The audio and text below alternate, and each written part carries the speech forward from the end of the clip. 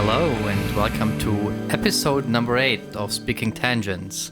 My name is Orion and with me today is my co-host. Fidas! Hey everyone, welcome. What's up, man? Like always, tired, but it's good tired today. I had school. I had some of my kids. Even though I thought I would have a really busy day, and somehow one of the pupils bailed out because, well, she's a grown-ass lady, so she, had some things to do work-wise. And another kid, I don't know, I think his mother got mixed up because she told me like this Tuesday he's coming and he will not be coming this Friday, and it was like for next week. This was not what we talked about, Yeah, but whatever. it's all right, whatever. Yeah, stuff happens. But I'm quite pleased with the lessons today because I'm always a bit, I fear of getting of becoming boring for the kids and for the pupils. And I try to keep their interest perked, right? So it's to be something. Yeah. And sometimes I see, of course, they have to encounter things that are difficult, so they get to the next level. But sometimes, you can see in their eyes that they're not satisfied, as in it doesn't feel like they're making music or they're making progress because it takes time. Yeah. And it's not like in the movies, you see like a montage in a couple of seconds, they're like ripping the guitar, they're shredding. So this is not happening in real life. So, I won't name names, but there's this kid who's younger, like second grade, I think. Okay, so that's like 7, 8 years old? 8, maybe he's third grade, and yeah, I don't know. I'm actually pretty bad with many things, from names to age and other stuff. But you can see the talent. That guy has talent, man. And he can barely, hold still. We did some things that he's like really excited for, and some other things they're kind of, it's like a chore. And today he basically passed to level 4 in this book we're doing. Cool. And finally we found something else that he really digs, like a lot. And on the moment I saw him kind of like, not really enjoying it, but he was like super focused. He had basically to play over a backing track, like but a full band with like vocals and stuff. Oh, wow, okay. And yeah, he just had to play 2 chords, like an A minor, E minor, A minor, E minor, right? For 2 minutes and a half, which can be kind of boring. But when you're doing this for the first time, he was like, "Oh, das macht Spaß. So that's really cool." So I was like, "Okay then, okay, let's do it again," right? And I have this older kid, he's like 14, and he's always like, Yeah. Teenager, has his moods, but a very cool guy nonetheless. And I know what bands he likes, so I'm trying to give him snippets. But he wants to jump straight in like the first Metallica albums, which are not for beginners. Yeah. And he was like, "Yeah, but I want to learn one and write the lining." I was like, "Okay, I can show you exactly the intro of one, but that's where we'll stop. After the intro, it gets out of your league. And write the lightning no, and Yeah. Good taste in music. Yes. And he was complaining, I'm the only one in my school that knows about Metallica and listens to Metallica. I was like, well, kudos to you first. 2, you're not the only one. There's also my son who knows about Metallica. And they're at the same school here. And, but yeah, so we were getting through the lessons, and I saw that we had this snippet of Seven Nations Army or Seven Nation Army, and it was like broken down like for kids on one string, which is like a lot of movement. And I showed him like on two strings and then the riffs and all kind of stuff, cool stuff that he can do. And he was like, okay, this I like, you know. So it was a success today. Cool. It was, and I have another kid who's like really, really talented. He started a bit later than these two guys, and he's like going past them already. Like, Already, okay. Really, yeah. He got to level 3 of this book in less than half the time I spent with these other guys. Okay, but what is it? Is it like practicing a lot, or is it talent, or is it both? Both. Both. It's usually both. You know how Wow. it is. I mean, I used to use this metaphor. Talent is like a better car, right? So Yeah. you might have a Ferrari or a Lamborghini, or type in whatever brand you want. If you just keep it parked in front of your house, there's Yeah. a guy with a Trabant that will just go past you and around the world 3 times, and Yeah. you'll still be there with like your amazing car. So it is like that. If you're not practicing, Yeah, it's all for nothing. Yeah.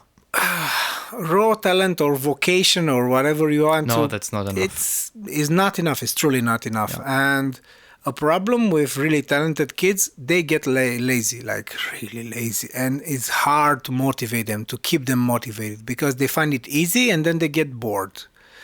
Either that, or they're not used to things not working out perfectly, Yes, and that's another.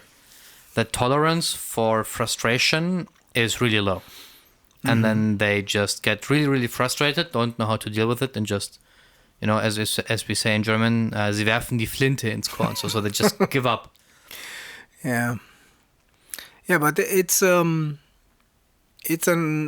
ever going process when it comes to teaching, and I think in my case it really helps that now I'm a father of 2. Oh, yeah.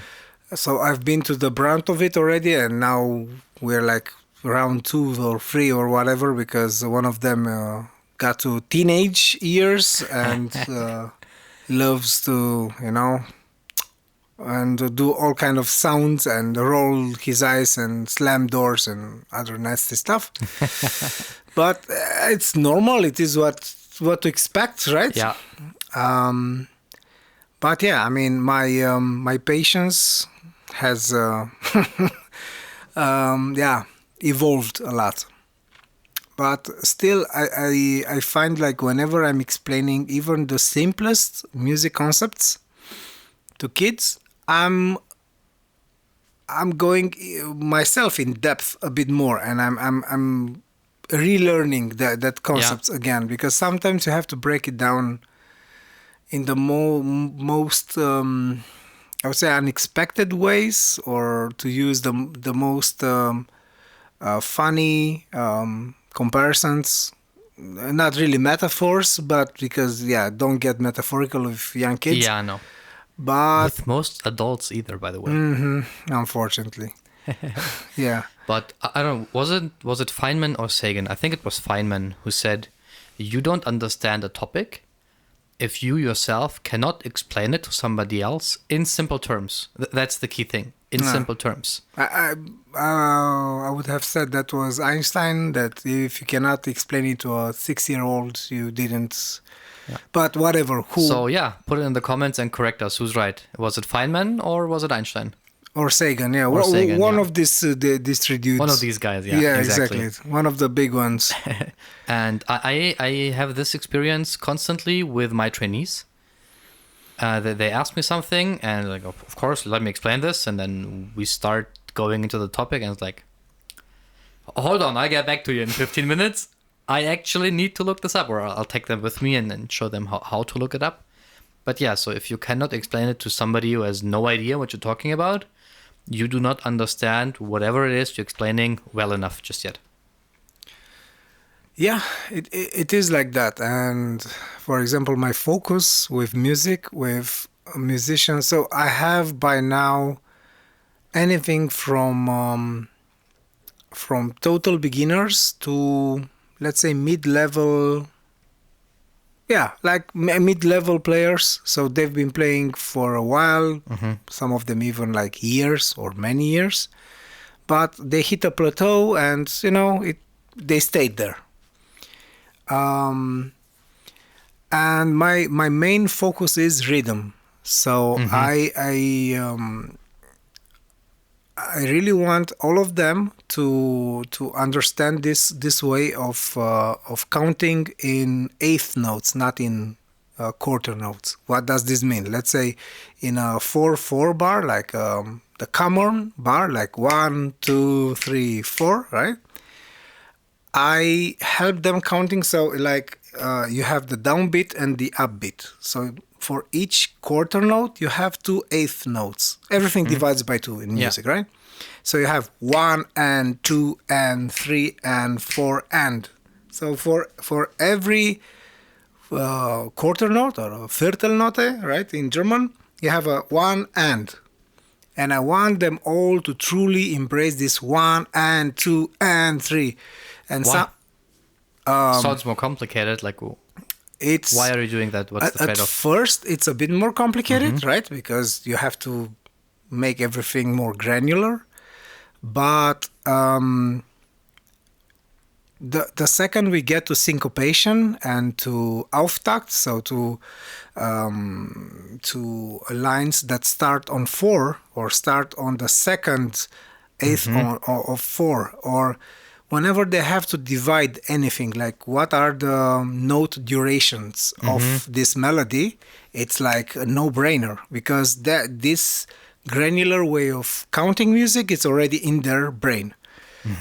And I've seen that for the first time. There was this documentary about flamenco, and they have the palmeros, so right? And they teach the kids exactly this, but different. So whenever they have this eighth notes, so they clap and then and 3 and 4 and 1 and 2 and 3. Okay, interesting. And you'll see this thing. They do this like slide thing. They slide the hand off. Exactly, which is like the second eighth note. Anyways, I won't be getting into deeper music theory than this, but as an idea and as a guide, so this is a thing that this method of counting, I learned it well into my 20s when I was getting ready for the Conservatory of Music. And as a young adult, it was really hard to relearn everything. I can imagine, I don't expect truly any of them to go into music like professionally or anything, but even if they will have a very solid base, and even though they might have a bit more difficulty now, like why do I have to count like twice? It's easy because these ends thing, these are kind of like the spice of music, if you know where to put accents and stuff. Anyways, but yeah, tell me more about you and your methodology of teaching whatever. Didn't you even teach English at your kids' kindergarten, or was I? No. So the English at the kindergarten is a little bit different. The institution has this concept of basically always 2 teachers, at SIA we call them, for each group that are the main teacher, so to speak, and then they have like additional staff and so on. And one of those always speaks German with the kids, and the other one always speaks English. Right. And then the kids can choose in which language they want to answer. And so that way they are constantly in contact with both languages. And we at home do the same. So I speak English with the kids almost exclusively. Oh, wow. And my wife speaks German with the kids. And so this kind of creates this positive like reinforcement loop, let's say. And then additionally, for example, as I said a few episodes ago, I'm learning Spanish on the side, let's say. And so now when the kids hear it, they learn it faster than I do. So the older one hears a phrase once or twice, uses it like it's nothing. And I need to like learn and and hear the phrase more often. Yeah. And yeah, so that's the language thing. And yeah, my parents and my siblings also speak a lot of Assyrian with them. So they get quite the language package, I would say. Yeah. And yeah, It's cool. teaching is interesting. I used to teach like some first aid things. And now I am training programmers to be. And I don't have a fixed methodology. What I prefer to do is to teach them by doing. So I give them tasks that usually are quite a bit above what they know and can do right now. But I do not give them a time limit. So usually I have two dimensions, a time limit or a complexity and depth of a task.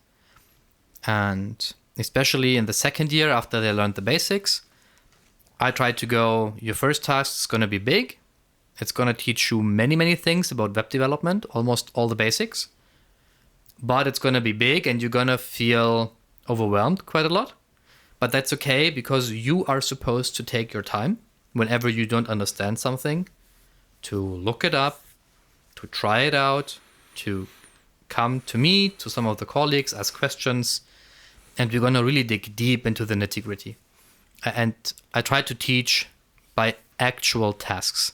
So in the coding world, and especially pre-AI, there was this kind of approach of doing a tutorial, right? So either you follow a written step-by-step instruction or you follow somebody on YouTube or whatever. And I always found that lacking because first of all, you basically do not do mistake if you just copy and paste working code, right? And even if they built in mistakes on purpose, you never go through the friction of understanding the problem and understanding your solution, which is arguably even more important. Yes. And so I try to do the opposite of that. For example, when my two guys started in September, I gave them a task that I solved my day within the day, myself within the day. It was a classic programmer task. One of our application specialists needed a list of all assets that we had in the content management system, so all images, and he specifically needed the name that this asset, this image had. He also needed the ID from the CDN for it, and like a few other things, like the file type, is it a JPEG, is it a PNG, and so on and so forth. I used the opportunity to write it in Lua, a programming language I was interested in or I'm interested in learning. So it took me a day, and I gave them the exact same task to do within our tech stack, right? So our tech stack is split in two mostly.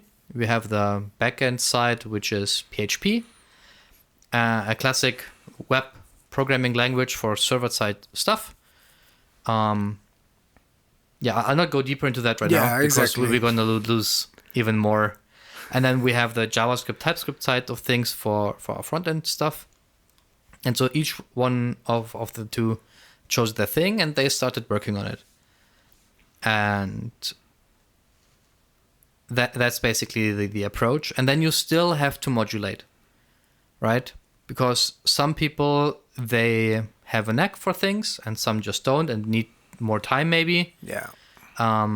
Some people are more proactive, they like tinkering, they try something out, they're maybe less shy and so they are not afraid of actually asking people, right? Because I am in the very lucky situation that I am one of the, in quotes, worst coders in the team. Okay. So my team is really strong. Okay. When it comes to technology. So it's a really good team. And many of the colleagues also are capable teachers. Oh, nice. And so if you have a trainee now who is not afraid of just, asking people, if you ask in the team for help and for an explanation, you cannot save yourselves from people who want to actually teach you something. All So right. a really great situation. That's great. Yeah. Yeah, and so you have to adapt for these things. As you described earlier, I was like, yeah, exactly right. You have 3 students, and even though your base methodology is the same, and the principle, you still, in the end result, the same lesson varies in its actual, let's say, implementation wildly for Yeah, 3 different students. the Yeah, focus of, I exactly. mean, you have the same bit, but you focus on something else that the particular student needs. Yeah, and that Yeah. goes for kids as well. So I know my older one, she's like a kinetic type of learner. Yeah. So when moving around, you can tell her things, and it's like a sponge. It's crazy. It was 2 summers ago, I think. The kindergarten had this like summer festival, or was it last year? Doesn't matter. And the kids prepared like a little theater thing, right? And within 15 minutes, running around the dining table in circles and doing funny voices, she learned all the text. Not her text, all the text. All the text. Right? Because she was supposed to run around, and then I would give advice like, super silent. And then she would just whisper the text. And then I was like, and now super loud. And she would be like, super loud, and then yelling the text, and then things like that. Yeah, within like a few minutes, she had it all down. Right. And that's the actual second part of the philosophy. So learning by doing, Yeah. and giving people time and explaining things and trying things out in a safe environment. And then trying to go from there and adapt towards their specific needs and their type of learning. Right, right. I mean, this is a very smart thing, and this just reminded me. So, at the end of last year, I worked for this particular music school that has many, many schools around the world, truly around the world. And as part of whatever internal examination, we had to learn about the types of students and the types of learning. So it was this bit, the kinetic. It was many things. I can't exactly remember them all now. But this bit, this psychological part of it, I found really, really interesting because, and I was just thinking now, for example, with one of the kids, with the one that I told you is like super talented, but he cannot stand still. And sometimes I'm trying to get him to stay still. This might not be the best idea. So I think in our next lesson, he will be standing, the guitar like strapped around his neck, and we'll do the rock star version of the lesson because he needs to move. Another issue I have, which is kind of funny. So we have like standard chairs, right? Yeah. For teaching, but they're basically designed for adults, not kids. We also have like a kids seat, but none of them wants to take that because they're not small kids, right?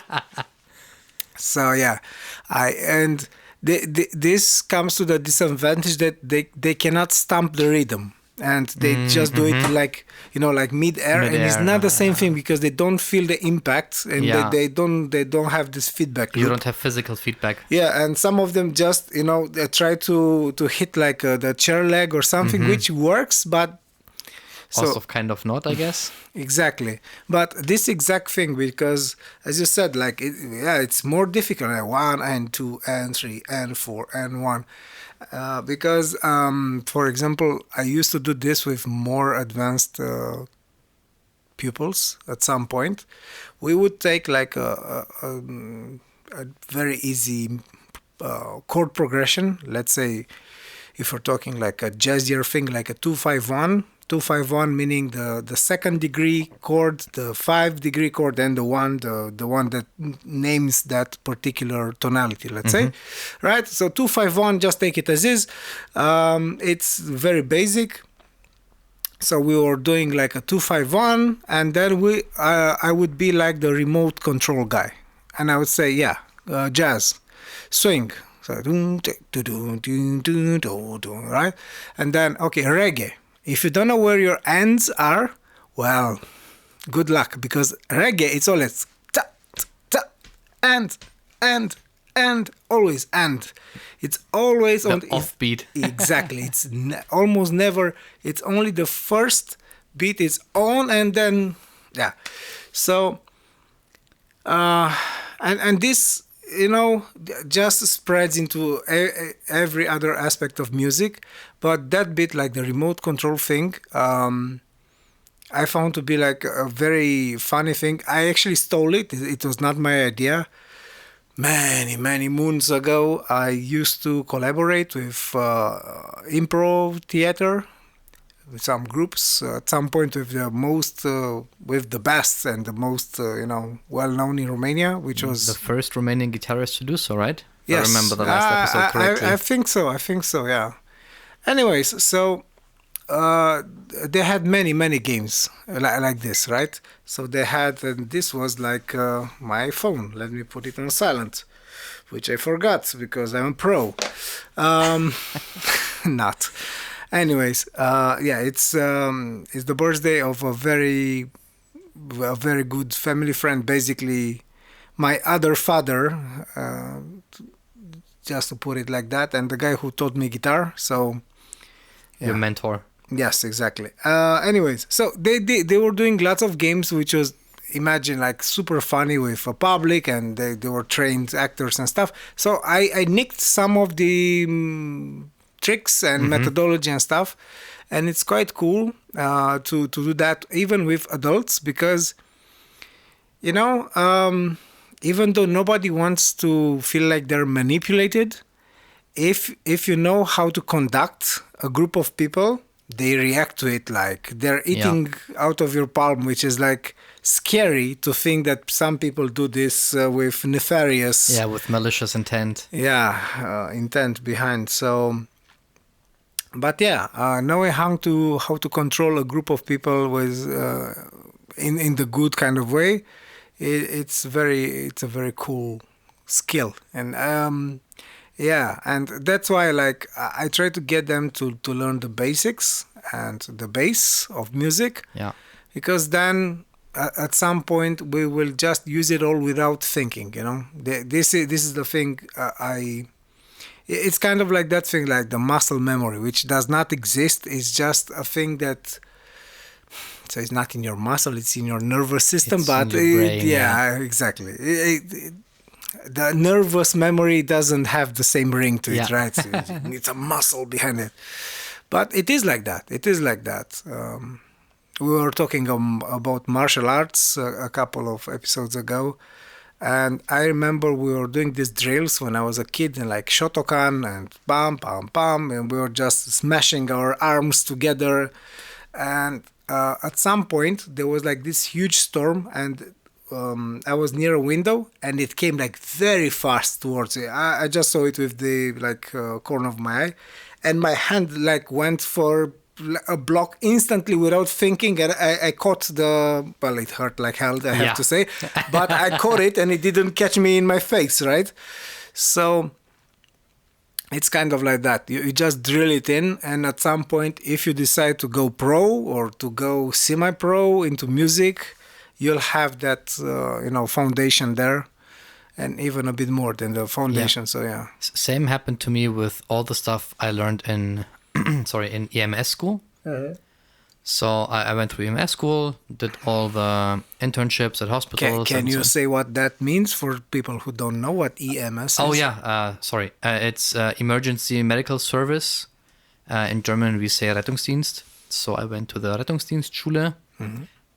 To become a Rettungssanitäter, which is kind of like an EMT, but maybe a little bit more in terms of how much time you spend learning things and the amount of stuff you learn, but also below a paramedic, like way below a paramedic, what we call Notfallsanitäter nowadays. Okay. And so, I learned a ton of stuff there. Obviously, I worked in EMS in full time for 4 years, doing mainly what we call Krankentransport. And my main thing was like transporting people long distance. So the longest thing I did was like 1,000 kilometers in one day, from southern Germany to the Uniclinic in Greifswald. By plane or by... No, by car. By car? Actually, yes. Wow, okay. And from time to time, I would also do like regular emergency stuff, right? Okay, but wait, just a minute. Yeah. If this was more or less an emergency case, why by car and not by helicopter, plane, whatever, faster? Because those were not those type of emergencies. Okay. We call it Regelrettungsdienst, like the ambulances that drive around. Like you call 112, that's the European 911, and the car that responds, that's what we call a Rettungswagen, right? An ambulance, basically. That was not my main thing. I joined the colleagues for a few shifts from time to time, but my main thing was what we call Krankentransport. It's oftentimes lower priority. Right. You get to be first responder from time to time, and my specialty specifically was these far distance transports. Oh, really? So these are people that need to go far distance for different reasons. Classic example, you are here on holiday, you break your leg, you spend 2 weeks in hospital, you can't go back home on your own.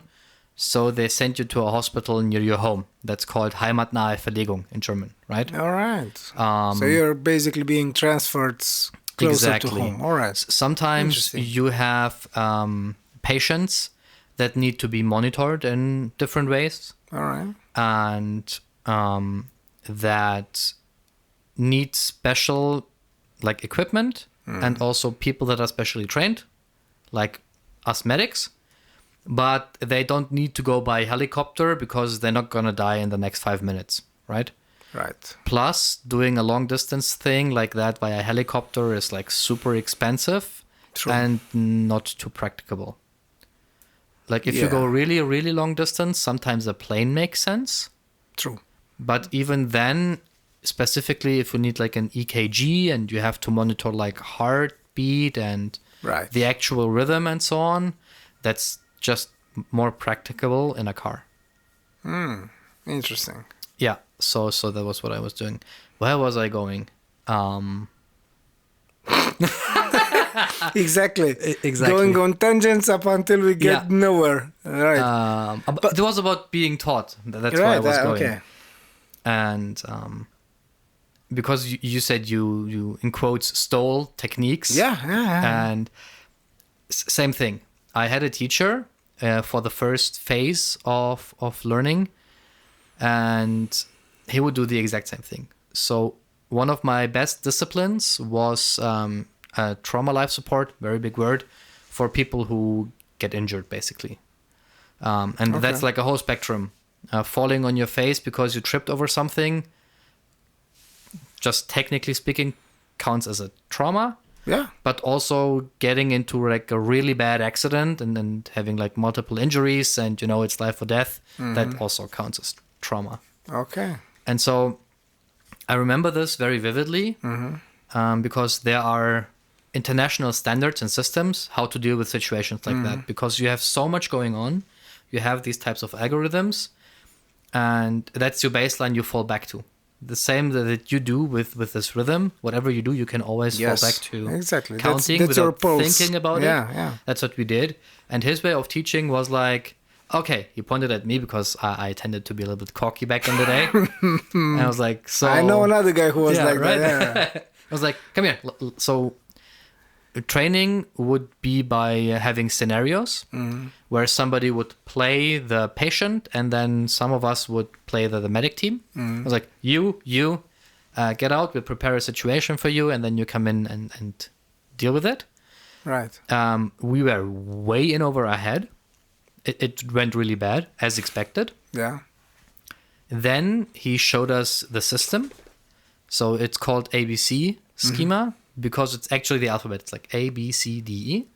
Each letter means something. And it's prioritized. You start from the beginning, A for airway, right? That's the first thing you need to check, right? Is the airway clear? Because then, if it is, B can follow, breathing, right? Right. C, you check circulations, and so on and so forth.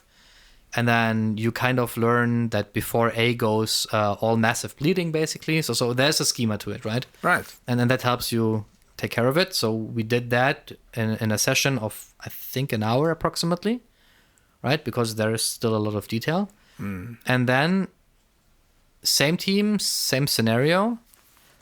And without even training a lot, it went much better. And so we drilled it a lot. It's like resuscitation. You drill it, you drill it, you drill it, you drill it. And if it happens, you're not thinking anymore. You just, Exactly. like a Swiss clock. Yep. You work, you work, you work, you work. And I took a break of all this for over 10 years. Mm-hmm. And just recently got back into it because another guy who has his kids at the same kindergarten, we just talked. I was like, yeah, I'm with the DLRG in Germany. Okay. And don't you want to join? So I joined. I went on we call it Sanitätsdienst. So there are these big events where medics and other like security personnel has to be there. And yeah, after 10 years, I just jumped back in. I did some trainings before, of course, and so on. And it was like I wasn't gone. Like it's just there. If you drill it so deeply, it's just there. You do not have to think about it. It just works. Whenever something with the kids happen, it's like a switch. The dad turns off, the medic turns on. Right. Right? And then after that's over, it's like, okay, what actually happened? Because it's ingrained in you, and that's this muscle memory effect that you were talking about. Yeah, but you said something that I was really thinking of. This type of drilling and this type of you now you perform this kind of whatever you needed to do. This is exactly what you were saying earlier, and a thing that I think we need in our methodology for teaching people and for learning ourselves stuff.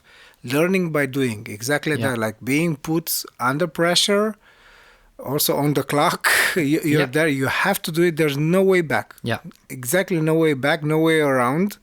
You have to do it because, exactly like following a recipe of steps and stuff will very rarely get in your system like thoroughly. Because you have that thing there. You can always look. You can always check again. You can. Whatever, you can do a double take, but I think there is something that happens when you're with a team or with other people and you mess up.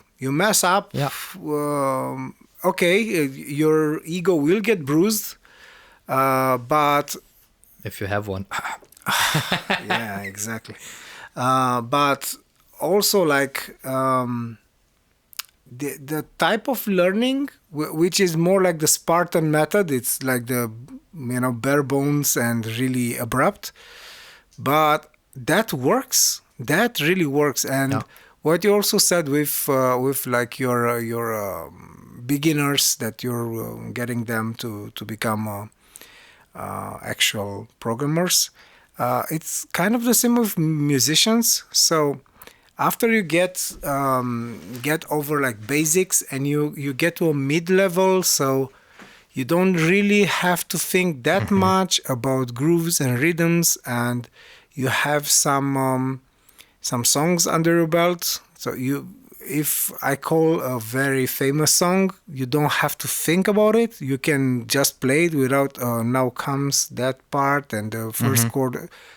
It's already gone. If you start that bit, it is done. So when you get like not even to too advanced, but mid-level, you have to go gigging. If you want to have anything to do with music, you have to start gigging, and it will be really scary. I know that from my own experience. I was dead scared, so my hands would go like really clammy and cold, like cold, man. It was horrible, really. I would stop breathing, right? So it was like and then nothing for many seconds, then and I wouldn't even register that I wasn't breathing anymore. So it was like, panic breathing, which is bad. Bad, yeah. Very bad. So because your brain is not getting the juices, and Yeah. it just spirals down. But unfortunately, we kind of also need that kind of an experience to Yeah. reset our bearings. Like, okay, no, now we go this way, and we practice this bit up until it's second nature. And yeah, I was so learning while being on stage and on the bandstand is tough. Oh, yeah. But there is, in limits, there's a good pain there, right? So going back to my example, in the first situation, I knew what I was doing was not working, and it was frustrating. And I also did not know what else to do. But then I had a really clear and vivid image that I could compare to later, right? Mm-hmm. And in the second round, it still was not where it should be, but I could clearly see, oh, I went from here, which was like really terrible, to here, which is a little less terrible. Yeah, progress, basically. Yeah, and that's where learning actually happens, and we need some friction, because Yes. otherwise the drilling does not work without it. Let's say if you drill a piece of metal and you have too much friction, your drill breaks or melts into whatever you're drilling. But you need a little friction, It will because snap. exactly. And who knows what that drill will fly into. Yeah, I can write a book about that.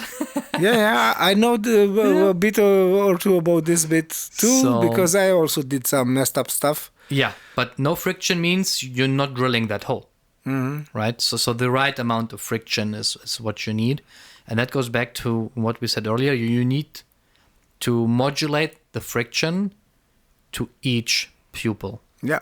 and to the way their brain is wired. Right, and because, for example, in my case, being music and being a hobby, something they do on the side, so I'm not preparing anyone yet to get to conservatory level or anything like that. That would be a That would task. be awesome. That would be awesome and quite rewarding and scary as well, because you also have the responsibility. So you have to truly do your bit into understanding their psychological type, what they need, and what they need within a time frame, because there is a time frame, of course. There's Yeah. you have an exam, you have to get them prim and proper. Yeah, it's And do or die, right? Then exactly. Well, yeah, yes and no, because so it's not getting them to fight on the front is not right. obviously, but still, it's very There- important. There's always next year, like if all else fails. Unlimited though, because sometimes, for example, I know from mechanical engineering, if you fail an exam 3 times, you're out, done. Oh, really? Yeah, and you cannot study mechanical engineering anywhere. Like you're done. Wow, that's like really severe. Yeah. And strict. Okay. Well, I don't know if the Conservatory of Music does that here, but I have a story about that which is kind of sad. So I, as a person, have always been a late bloomer, not a boomer, but a bloomer. So I grew up with this amazing dad that everyone wanted my dad to be their dad, but they only saw the commercial part of it. They haven't had to live with the guy in the house. So he was an amazing dude and everything, but he had this macho view of the world, and because he grew up with a very strong dad, let's say, even abusive. He had a particular way of seeing how a kid should be educated and what the expectations are, right? So So I bumped into music quite early because my dad was like a rock and roll guy, and when he was listening to Black Sabbath, the entire neighborhood was listening to Black Sabbath, and I'm not As kidding. they should. And I'm not kidding. It was like the paint was falling off the walls. It was like Nice. yeah, I mean, nice, yeah. even though kind of dangerous, I have to say, Yes. right? And right, so I was exposed to good music and like rock and roll since I was a kid. I had a first trial or attempt of learning music when I was 6 or 7, before school. I was preschool, and it was exactly this guy Marius, whose birthday is today. By the way, Marius, happy birthday! Happy birthday, dude. Yeah, he's an amazing guy, really. Truly my second father. So yeah, he got me through really rough times. I mean, he got me through them, not he in them. Anyways, um, so I had a second attempt, which was successful, of learning music at 15. So I got into guitar. It took me a couple of years. You know how it is, like at that age, like 15 years, you don't know what you want to do. But Yeah. by 18, I knew I wanted to do music. Up until that point in time, both my parents, they supported my hobby for music because they hoped it would stay a hobby, and they also paid for something that's kind of like a community college, like the Volkshochschule, right? So yeah, I think it's similar as in concept. So I got through that. I studied classic guitar and jazz guitar, even though I wanted to do rock. But they had no rock. So they were like, you want rock? Yeah, whatever. You'll do it on your own.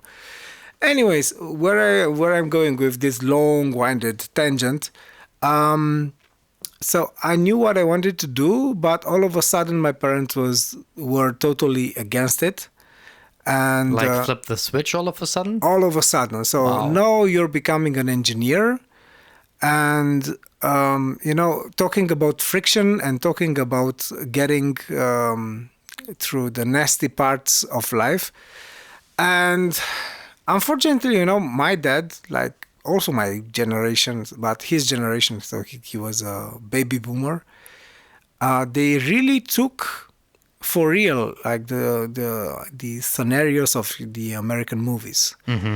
And what he expected was, if he invested all those money or all that money in my training as a musician, he would see some rewards afterwards. So at some point when I told my dad, hey, I want to go to the conservatory, like, no way. Over my dead body, you have to change homes, which I tried. I haven't succeeded. I tried to, like, go to friends. Everyone was like, man, no, you go home. So, which of course, Yeah. I mean, you don't take a kid into your house, right? But the thing was, so I had this friction and this thing. I was like, okay, I still need to live here. So I said, okay, whatever you want me to go, I'll do that because I have no choice. Yeah. Which was not for me. So I tried engineering, I tried aeronautical engineering, electronics. I mean, you are a sound engineer now, so Yes, There you go. however, yeah, but I was not, gelling with those maths. Yeah. And not because they were incomprehensible, but because they were like really not explained in like basic terms, exactly what we were talking earlier, like talking about basics and getting sure that those kids who came after high school with whatever knowledge of maths, they might not be at that level, and none of us were. So we all had to work our collective asses off to get through those exams. And I mostly cheated because I was like really not getting it. And I kept on telling my parents, hey, I'm really in the wrong place. It's not for me. It's like, no, you just keep going at it, keep going. Anyways, where I'm going with this incredibly long-winded story is that about the age limit. So I was living on my own already for a while. I was I think even married. Yeah. And I was like, damn it, we're moving country. And at first we said, okay, let's go to Netherlands. I had some acquaintances and some guys I knew from the conservatory in Bucharest, which I never finished. And everyone was in the Netherlands, right? And when I was like, my wife has been learning Dutch for a couple of years now, me too. I still remember a bit like Hagedank and Goeiedag and all kind of very throaty sounds that are quite difficult to pronounce. This guy told me, mate, it's really bad here. They opened like the visas and they opened the doors to Americans, and they're like all geniuses. So all these amazing jazz players, right, from the States are here, and we have no clubs to gig because it's like full of them everywhere, and they're way better than us. So don't even bother. You'll just pay the tuition and then do nothing. So that was a total turnoff. And about limits and about like this 3 times term for getting into university, I was like, damn it. I talked to some other friends. They live in Malmö in Sweden. I was like, okay, I'll start learning Swedish. Now after Dutch, why? Let's do some Swedish. I did. I got to almost B1 in Swedish. And I applied to the music university in Lund, which is kind of close to Malmö, like still southern Sweden. The whole region is called Skåne. Very nice there. And I got the most depressive email back, like, yeah, we're very sorry to have to turn you down. The age limit is 35, and you just passed it like 3 weeks ago. Oh, come on. Yes. Yeah. Really? Yeah. They said, sorry, we cannot invite you for the exam. That's flippin' stupid. Yeah. So I've been getting like private solfege and all kind of stuff that you needed for conservatory for years now, paid from my own pocket, right? And taking Swedish lessons for 1.5 years.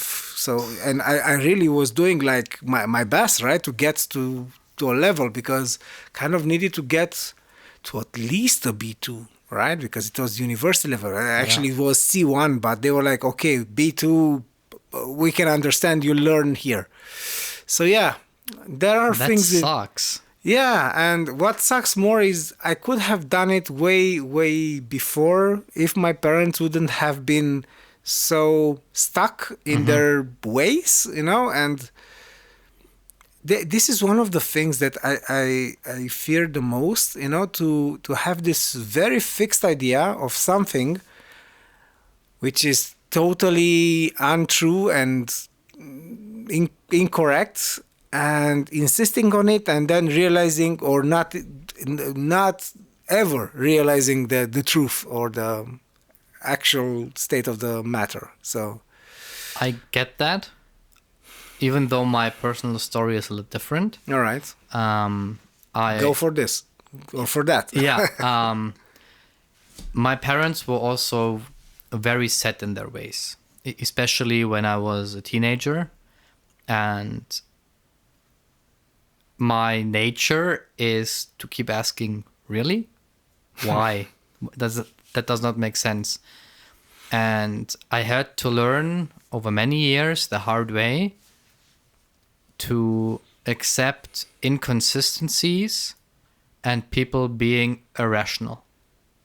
I could, especially when I was really young, like 13, 14, 16, something like that, I could not deal with the blatant contradictions in my parents' worldview.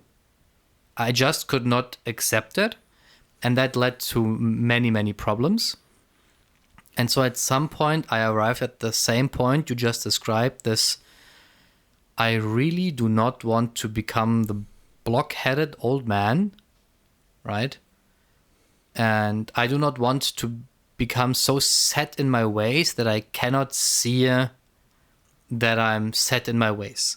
Yep.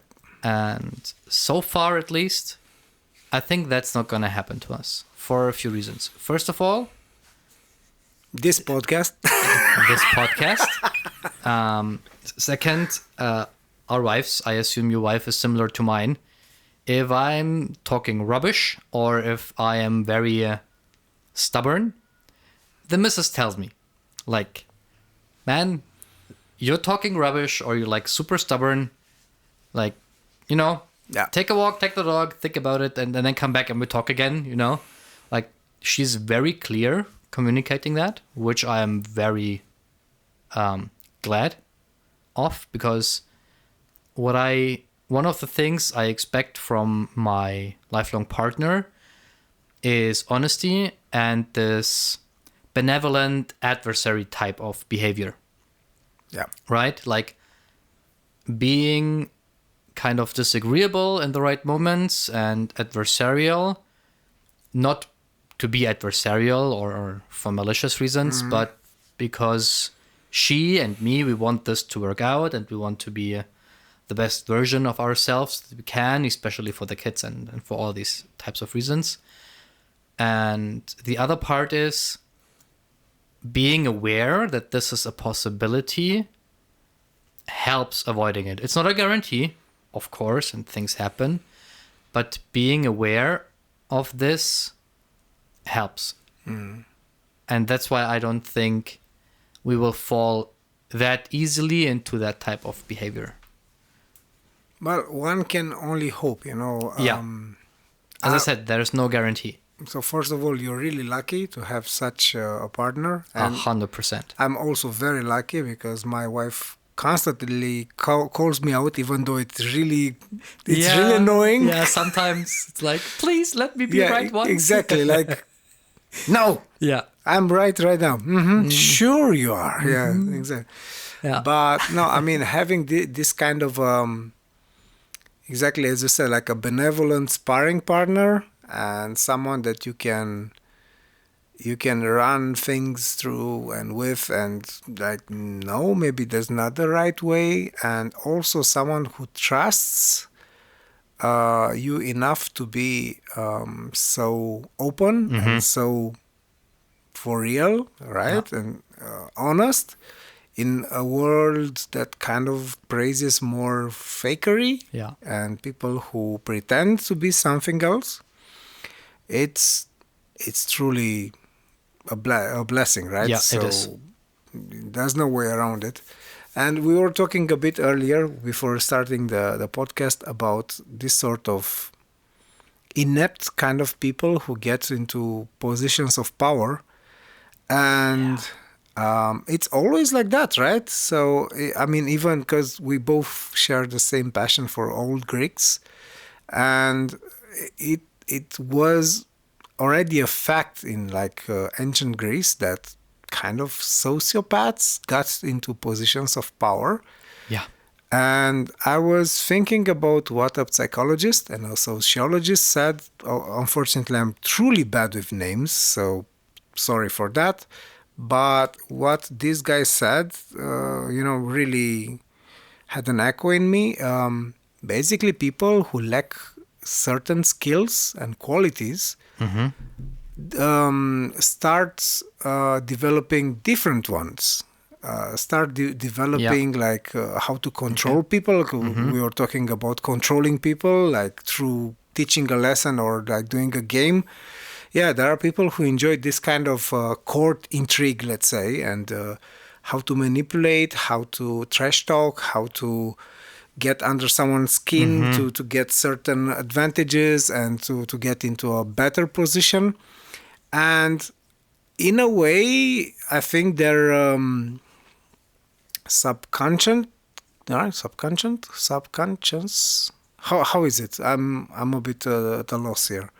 What are you looking for? The noun Unterbewusstsein? Yeah, exactly. They're subconscious. Subconscious, yes.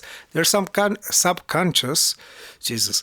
I think feels they're lacking, so it panics and evolves in a different way, kind of like plants. If they hit a stone, they will just go around it, but in a bad kind of way. So they will develop some other kind of skills to get them on top, because I saw a study, so it was about dictators and how all of them were like really almost insane people. So not people to be allowed near power, but they have this sort of a lust for getting into positions of power, and they basically somehow develop skills that for us are a non-starter, for us people who are not interested into getting power for power's sake, I would say. So yeah, I think it's a thing of life, and I think there's another component there. If you think about who you want in a position of power, you want somebody. I think most people say they have to be intelligent, they should know what they're doing. And I think one of the things that's also going to come up a lot would be truly humble. yeah, Right? And specifically these people, the highly competent people that also have the necessary dose of humbleness, they do not want these positions of power. They're not do it. They'd rather not. I know a lot of technical people that are like that. They stay in their craft. They do what they do best. They love that. They're really good at it. And they are very content and happy with that. And people like that, they do not want to be in a position of power about or over other people. And that goes for workplace, that goes for politics, that goes for families. Like in every type of constellation where there is a hierarchy, these people do not want to be at the top. They just want to do what they do. They want to create and, whatever. And that's the other part why that leaves positions of power empty for inept people. So people that maybe know what they're doing and are highly intelligent, but at the same time are very fond of themselves and full of themselves and do not accept and do not know what they don't know, right? right. And that doesn't even take into account the malicious people that want power for self-gain and malicious or nefarious reasons, right? Even though that most people who did great evil into this world, right? If we're starting with Germany, where we're residing, the famous Austrian painter, to Stalin and to other monsters, they were convinced they were doing the good thing. Yeah. They were truly convinced. I mean, even though I don't encourage anyone going and looking for Mein Kampf, for his manifesto written in prison, because they might get into big problems. Big trouble, yeah. So don't do that. However, he lists there everything he did later, which is kind of like there was no surprise and nobody can say they did not know.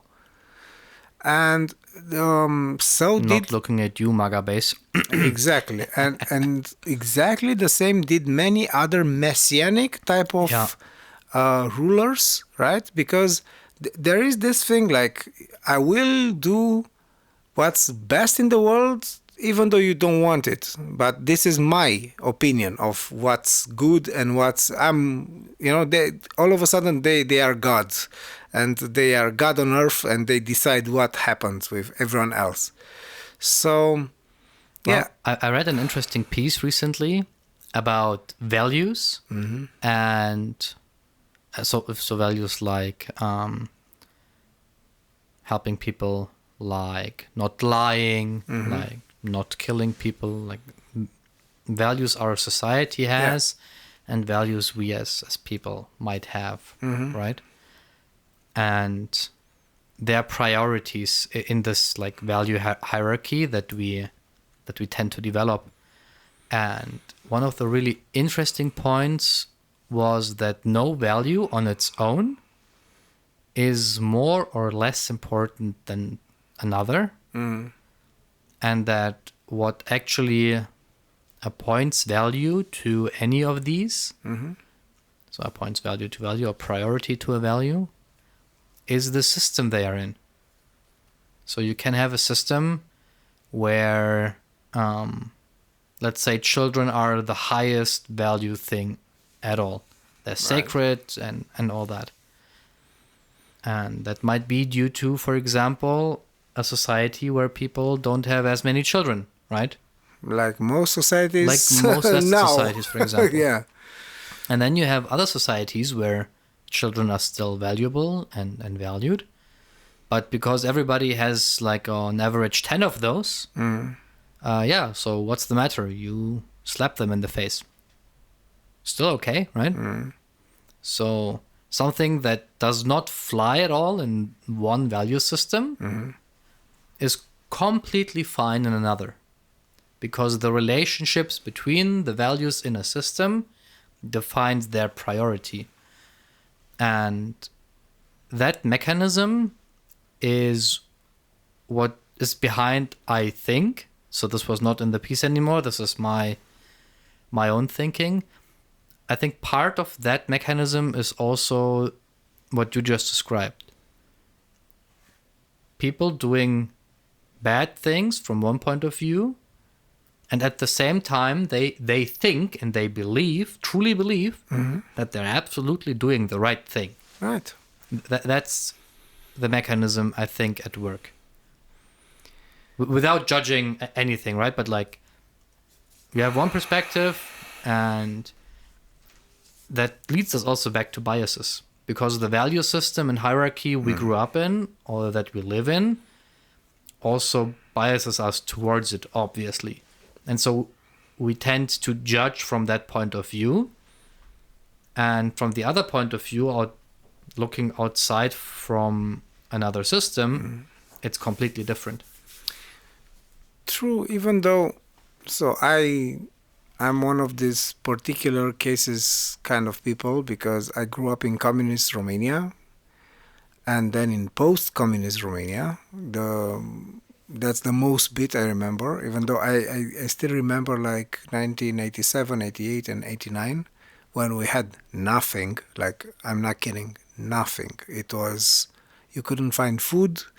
We had blackouts, like power blackouts, at least twice a day and for many hours. So it wasn't like it might happen here, it's an isolated event. It just stops for a couple of minutes, maybe 1 hour, who knows, if it's something really bad. But nothing of that magnitude. There was no fuel, so yeah, no, kind of like what Russia is turning into nowadays because of the war they started. But yeah, I mean, I grew up in a very bizarre set of circumstances and values, right? And then the post-revolutionary values were quite different as well. Everyone was very full of hope, and everyone hoped that we would get westernized very fast, which happened very slow, of course. Of course. And there were lots of bad things that happened. And I also grew up in a place where beating your own kids as an core, educational method or means was okay. Not my parents. I mean, I got hit a couple of times, but nothing compared to what happened to some of my friends. And there are some like really nasty stories that I could tell, but I prefer not to.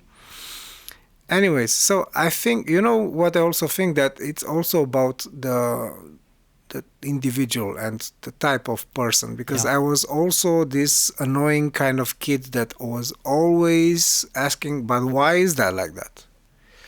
So that's one of the reasons I never truly could adhere to orthodoxy as a religion or Yeah, that Christianity, makes two of us. because I was saying, so I went through the Bible, I think end to end 2 or 3 times, and I also tried to read the Quran and the Torah, because my father-in-law, he has a huge library and he has most holy books.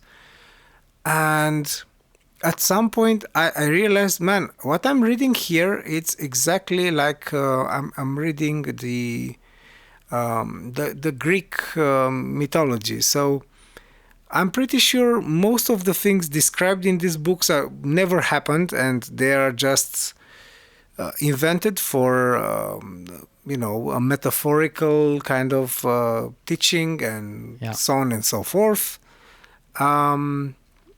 And this wasn't even the thing that truly turned me off.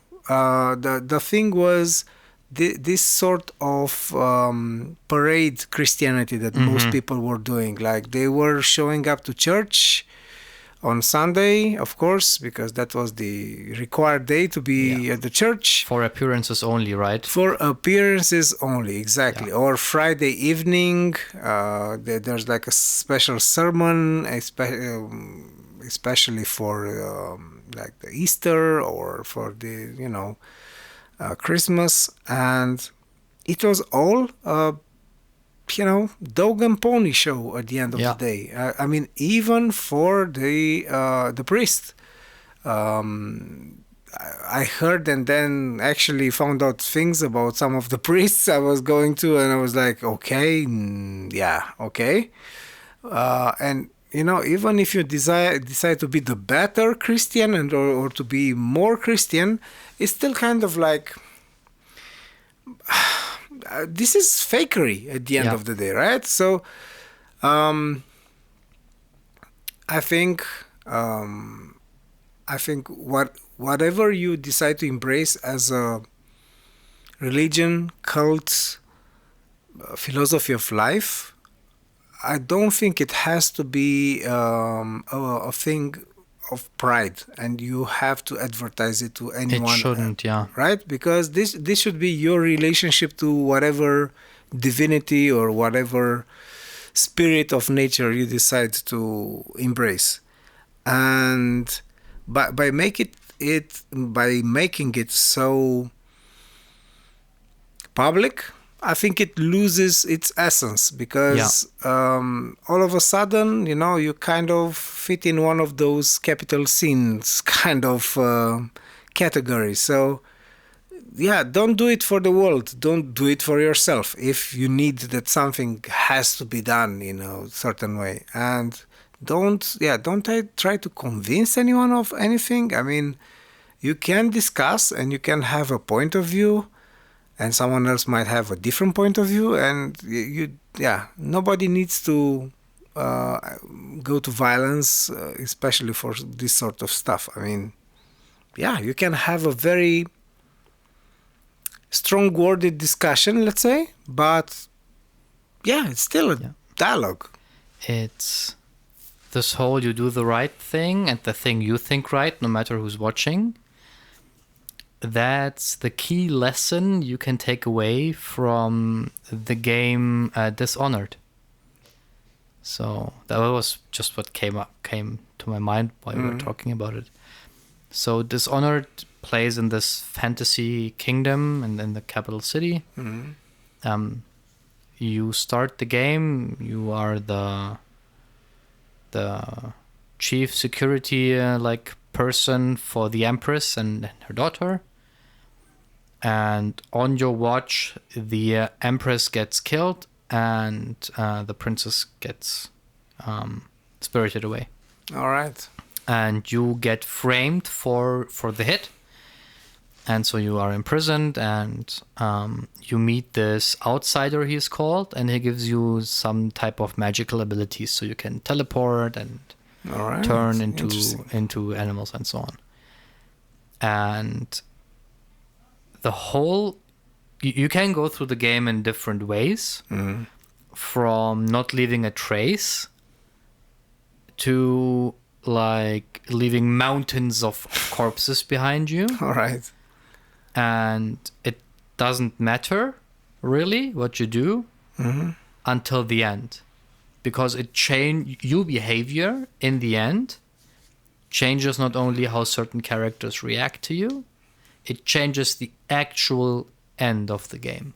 Okay, interesting. So if you do the right thing, because you are more powerful than anyone else, so you can still do the moral thing and not leave a pile of corpses, but you can also do, because who's gonna stop you, right? Yeah, right. And so that just came to my mind, and I think in the same vein, something the Stoic said, I don't remember anymore if it was Marcus Aurelius or if it was Seneca, you know what you have to do, and you should do that. You should not do it for praises. You should not do it for social credit or anything. You should do it because you think or you know it is the right thing to do. Whatever that means for you, right? You know what's right. You know where your values are, what your value hierarchy is. And then you act accordingly, no matter what other people say, think, or do. And that's one of the things that was kind of advertised always at church, but they said something, and then I could clearly see not everybody. I am 100% sure, and I know people who actually truly believe in all those things, but especially this whole ceremony, institutionalized, English please, religious thing, it is for advertisement. Yeah. Because if you don't go to church on Sunday, what's going to happen? People are going to start talking. You were not in church on Sunday. What did you do? Did you sleep in? Oh, did you go drinking the night before? Oh, like this happened. And imagine now you do it twice or more times in a row. So, you'll get excommunicated. Yeah, pretty much. And yeah. scorned. My parents still get asked by people if they go to church why we don't go to church, like my siblings and I. But they used to, and I changed my mind. Yeah. I don't want to come anymore because I personally do not believe, right? And it's still a social thing. It is. Like they ask, and it's like, it's embarrassing. Like, Mom, it doesn't matter what these people think. You go to church because you believe in God. Yeah, exactly. And that's your way. And it way. does something for you. Exactly. It's your way of connecting spiritually with God, right? So it's your thing. You go do that. And it's all these people's thing. They go do that. It's all my thing. So I'll not go do that. And that's fine as well. Yeah. I mean, again, this is one of the things that, or one of the reasons I've never gotten into all kind of cults and or quite dangerous kind of things. So I was talking about briefly, how it was after the 90s in Romania. It was tough. Yeah. And we had lots of pyramid schemes. Of course. Pyramidal schemes, Ponzi schemes. Ponzi schemes, yeah, exactly. That's what I was looking for.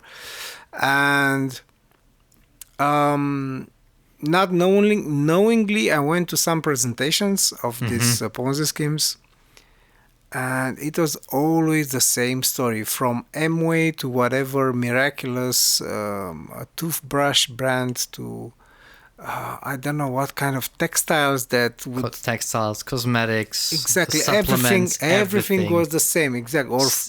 Or that aloe thing, like the forever living bullcrap. Snake oil. Exactly, right? So, but you could see those people, there was a certain glimmer, like a glimmer of quasi-insanity in their eyes that I've always saw in like people going to certain cults and or like incredibly religious people, but dangerously religious people, right? Like fundamentalists, like people that would chop off heads. Dios Volt all over again. Right. And this bits of humanity, unfortunately, is part of us somehow, always and still does scare me, because Yeah. it's people who would suspend all kind of common sense, right? And they would just follow whatever idea until the end of The bitter end. the very bitter end, right? And how many times did this sort of stuff happen, right? Happen in history? So many times. So many times. But it's And- kind of logical that it happens. It Because is, but These it's also people, sad. Yeah, it's sad, but they don't have to think because they have a system that already has all the answers. Exactly. And- Black and white, everything is clear. Exactly. The Us very against thing, them. Yeah, exactly. The very thing that gives me the heebie-jeebies, right? Namely, somebody saying they have all the answers always, Mm-hmm. is exactly the thing that other people need and want, and is what gives them the, let's say, strength or the safety or whatever you want to call it, the confidence that they need. Yeah. Because and that's one thing I can understand, finding answers to sometimes the same questions over and over again, because you change, because life changes, because the world changes, is flippin' hard. It is. It's flippin' hard. And so having a system that tells you how the world has to look like and what's right and wrong and what's black and white is easier. 100%. You're right, but so I will And especially for these fundamentalist type of people, right? not only fundamentalist. I think us as a species, we are lazy, and our brains are like perfect optimizing machines. They find templates to get through life and through anything easy, Well- easy and Not just the brain, the whole body. Stop using a muscle group for 5 weeks. right. Good luck. Exactly, it will be bad, right? Yeah.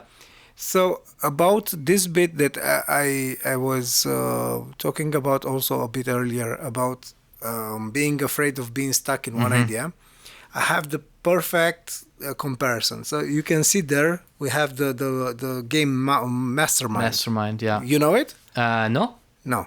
So imagine you're kind of like playing a coding and decoding machine. So someone is codifying 4 colors and you have 12 attempts of decoding it, of guessing which color is where. 4 different colors, right? You have 6 different colors but 4 places. So you have combinations of 6 taken by 4. So and you have 12 attempts to solve it. It's not easy. Okay. It's I was doing some maths in my Yeah, head. yeah. That's It's interesting. the Okay. combinations multiply, right? Yeah. This is kind of the perfect metaphor for this being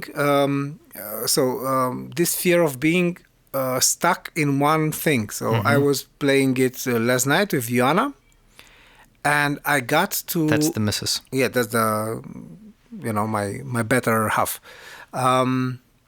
And I was convinced that one of the colors was in game and was on the place. It was not. It was not. Oh, yeah.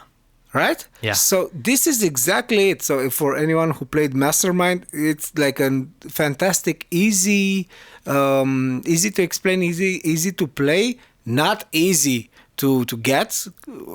Somehow I never lost a game until now. I played a couple of games, but it will make you think. Like it will make you think and rethink, like some kind of fixed ideas that you get from the beginning, which are wrong.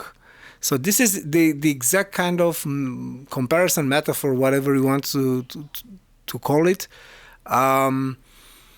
Yeah, I get that. You always have to reevaluate your state of being, state of mind, state of existence. Always ask why. That happens to me with online chess sometimes. Okay. Sometimes I'm so fixated on a strategy or a tactic and I'm so sure that the opponent's going to react in a certain way, and then I pre-move. So you do your move, and then your opponent has time, and you can pre-move pieces Right. online, right? I do that, and it backfires real bad. Like really, really bad, like losing games within 2 or 3 moves sometimes even, right? Yeah. So I know exactly what you mean. You're so fixated on this idea and this constellation, you cannot see what's going on actually.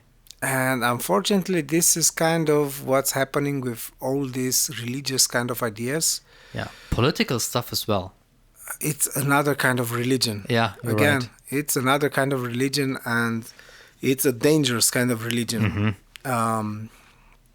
Because the values are not so absolute, are always relative, and they are going up and down. I mean, as dangerous as those absolute values are, which is like the absolute truth, and this Yeah. you either do it like this or you don't, and these are the outcomes. With money, things tend to get Oh yeah, baselines start shifting, and right, that's where and stuff gets. they get fluid, and yeah. Anyways, so we went from something and got somewhere else. As usual. Right. I think that's it. This might be the actual longest episode we've did. It's almost 1 hour and a half. Oh really? Didn't we? Isn't like the episode before this the 7 like 132? Is it? I don't have my. That doesn't freaking matter. Anyways, yeah. It seems like there's a trend of going longer and longer. By the way, if you heard all kind of noises in the background, those were my kids, either bickering or slamming doors, because that's what we do in this house. Hey guys, by the way, if you listen to this. Yeah, exactly. Anyway, so yeah, of course I told them, hey, keep it silent. Of course, bang, the doors. Yeah. Anyways. I Right. mean, you didn't specify the exact Exactly. interval of time that they have to do that. So I have to do like written in stone the Yeah, rules exactly, and exactly. the laws. yeah, so thanks for joining. Let us know who's right. Was it the Feynman method or was it the Einstein method? Or Sagan. Or 'cause Sagan? No, I think Sagan is out of the. I think it was Feynman. Pretty sure. I'm gonna say Feynman right here, right now. all right. So let us know in the I mean, comments. he was smart in this kind of way. Yeah. Even though also Einstein has to his name some very Absolutely. very interesting things he said. But yeah, might have been this guy who was more of a performer, let's say. Yeah. Also like Carl Sagan. That's why in my head it's like, Yeah, might have been. exactly. In my head, they are like kind of in the same corner. So yeah. Yeah. Let us know. Let us know what you think about the length. If you like these long conversations or not. Exactly. And yeah, we're always open for suggestions, topic-wise. So Yeah. thanks for joining. Thanks, And- mate. This was great. Yeah, thank you too. And by the way, guys, don't forget, like, subscribe, share it with your friends on different platforms if you do that. And we'll try to get one new episode every other Wednesday, every week, and to do a bit more of the shorts thing, and just to grow from here. So yeah, thanks and see Thank you you, soon. and see you next time. Ciao. Bye.